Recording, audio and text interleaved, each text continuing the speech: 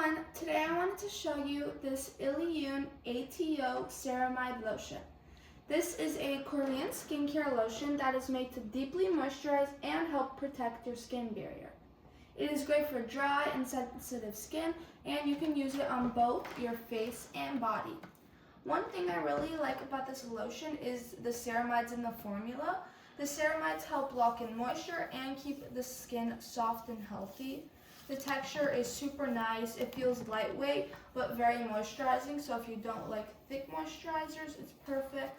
And it absorbs quickly into the skin without feeling greasy. This lotion is also fragrance-free and hypoallergenic, which makes it a good choice for people with sensitive skin or dry skin. Another great thing is the large bottle with the pump, so it's very easy to use every day and just super quick. To use it, just take a small amount and apply it to dry areas like your face, arms, legs, wherever, and gently massage it into the skin.